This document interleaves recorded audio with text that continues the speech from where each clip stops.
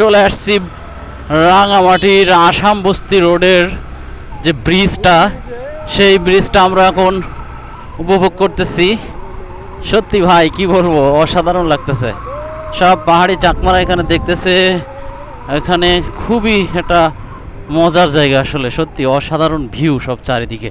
হ্যাঁ, সব যে টিনের ঘর লেকের পাশেই খাড়া দিয়ে রাখছে, খুবই অসাধারণ।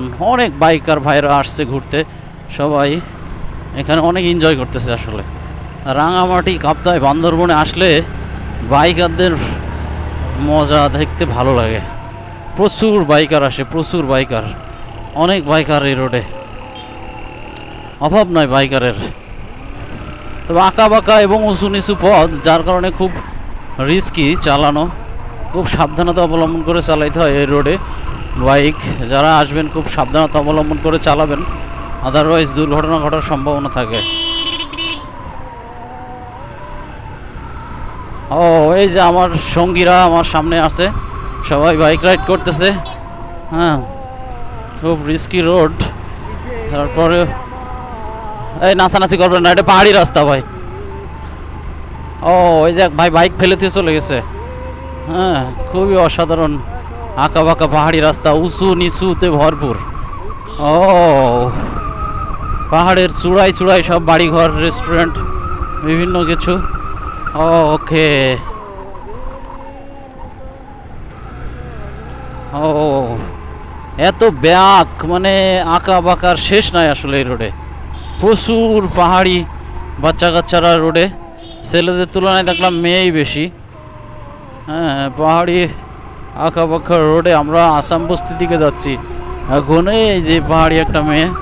হ্যাঁ হ্যাঁ, খুবই সুন্দর মনোরম দৃশ্যে ভরা এলাকাগুলা, অসাধারণ লাগে আসলে। আসলে এত ভালো লাগে যে ভাষায় প্রকাশ করার মতো না। রাঙামাটি আমার এই বিটের দরকার ছিল ভাই। হ্যাঁ, অনেক বাইকার, ও লক্ষ লক্ষ বাইকার কিন্তু রাঙামাটি চলে এসেছে সবাই ঘুরতে আমাদের মতো। ওকে, অসাধারণ টান হবে আজকে, অসাধারণ টান। পাহাড়ি সবজি, ফল ফুল ভরা এই রোডে। ও, আমরা এই রোডে আসছি মনে হয় আগে নাকি? কাপ্তাই জেটি ঘাট ভাই, কাপ্তাই জেটি ঘাটে কিন্তু আমরা একটু থামবো কিনা ভাবতেছি। জেটি ঘাট জায়গাটা সুন্দর, যেখানে কাপ্তাই বেড়িবাঁধ বলে যেটাকে, যে বাঁধের কারণে কিন্তু চিটাং শহরে পানি যায় না। ও, ঠান্ডা ঠান্ডা একটা বাতাস, অসাধারণ ফিলিংস, অসাধারণ ফিলিংস। বাইকে খালি টান হচ্ছে, টান টান হচ্ছে, হেভি টান,